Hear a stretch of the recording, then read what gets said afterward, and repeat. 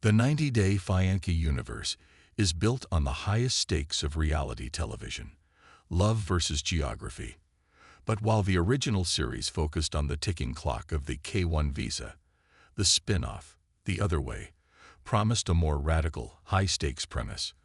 The American partner, leaving behind comfort, family, and familiarity, takes the literal other way across the globe to integrate into their international lover's life and culture. It is a show defined by sacrifice, culture shock, and decisive, immediate commitment. Enter Jenny Slatten and Sumit Singh. Their saga, now stretching across numerous seasons, multiple visas, and endless cycles of familial deceit, has become the show's most enduring and most frustrating narrative. Yet for all its drama, the Jenny and Sumit storyline stands as a glorious, compelling, and utterly transparent portrayal of the Other Way's foundational promise. Instead of chronicling a journey of decisive cultural adaptation and commitment, their arc has devolved into a theatrical depiction of stagnation, delay, and the perpetual deferment of adult responsibility, ultimately inverting the very concept of the other way into the waiting game. The blueprint: sacrifice and immediate conflict. To understand the subversion, we must first recall the core blueprint of 90-Day Fiancé, The Other Way. The show works best when the American partner is genuinely out of their element, facing genuine cultural or economic hurdles that challenge the relationship. Couples like Kenneth and Armando, who faced societal opposition and logistical nightmares in Mexico, or Brittany, whose attempts to adapt to Yazan's stringent Jordanian culture ended in spectacular failure, or even Tiffany, who struggled with the infrastructure and stability of Ronald's life in South Africa. These stories embody the premise.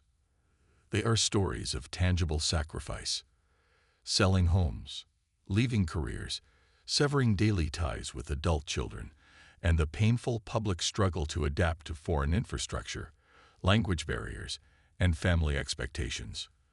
The clock isn't just counting down to a visa expiry. It's counting down to a life-altering decision that is meant to be permanent. The drama, therefore, is rooted in the external conflict of adaptation. Can this American sacrifice enough? Can they survive the culture shock? The premise demands forward momentum and a resolution. Success, marriage and integration, or failure, breaking up and returning home. The Sumit saga, a foundation of deceit, not difficulty.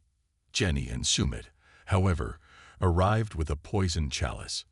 Their initial conflict was not a struggle over the price of rent in Delhi or the appropriate way to address Sumit's mother. It was rooted in a colossal, deliberate lie. Sumit was already married when Jenny first traveled to India. This fact fundamentally derailed the show's premise from the outset. Jenny wasn't adapting to India. She was waiting for Sumit to resolve a crisis of his own making.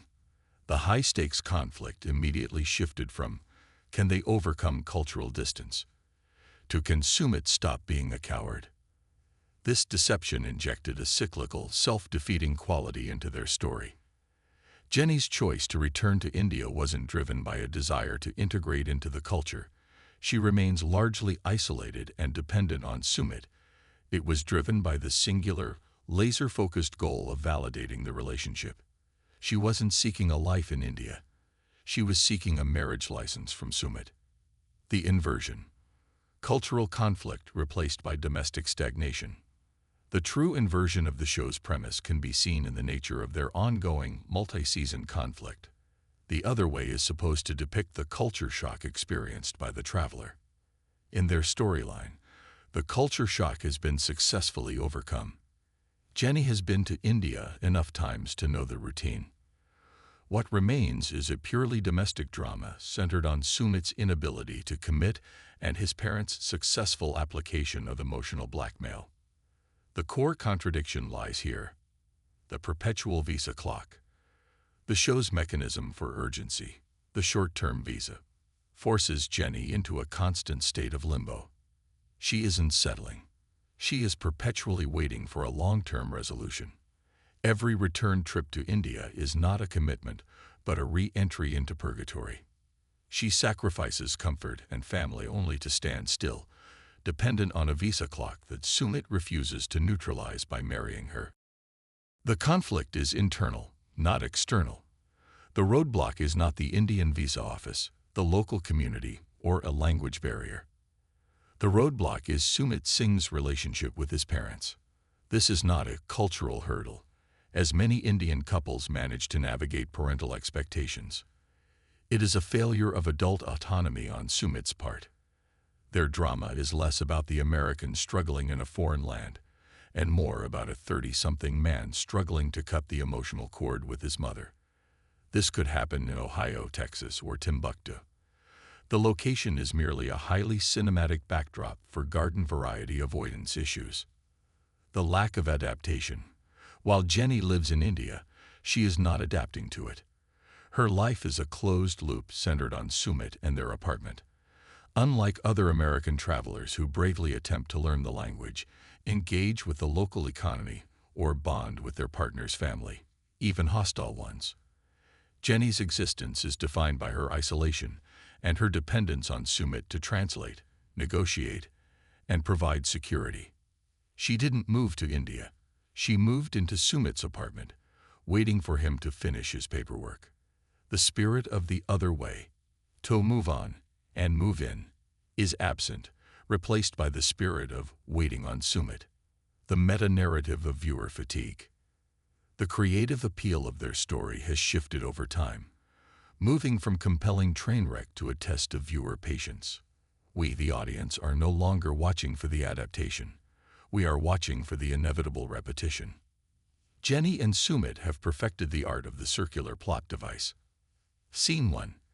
Jenny threatens to leave / visa is expiring. Scene 2. Sumit gives a heartfelt, delayed promise. Scene 3. Sumit's parents intervene with tears, screaming, or threats. Scene 4.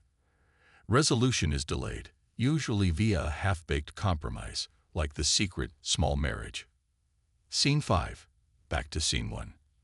This meta-narrative is what makes their story the antithesis of the show. The premise demands a resolution that defines the way chosen. Jenny and Sumit offer indefinition. Their relationship is an ongoing negotiation, not a committed partnership, and the drama exists solely because the core decision, getting married and securing Jenny's residency, is always delayed by a character who is unwilling to fully face the consequence of his choices, be that parental wrath or full commitment. The sacrifice Jenny makes, leaving her life and children, is not a necessary sacrifice for integration, but a repeated sacrifice for Sumit's convenience. She returns. He attempts to appease his family. He fails. She leaves. She returns. This cycle is fundamentally the opposite of the premise, which suggests one grand, painful leap of faith. Jenny makes many small, repeated, painful hops of faith that are inevitably thwarted by the same obstacle, the anti-hero of commitment. Ultimately, the Jenny and Sumit story is a magnificent paradox of reality television. They are arguably the most dedicated couple to the show's overall brand. They are persistent, dramatic, and emotionally invested. But to the specific premise of The Other Way, they are the anti-heroes of commitment. While other couples move forward through their respective international journeys, Jenny and Sumit are stuck in a narrative spin cycle.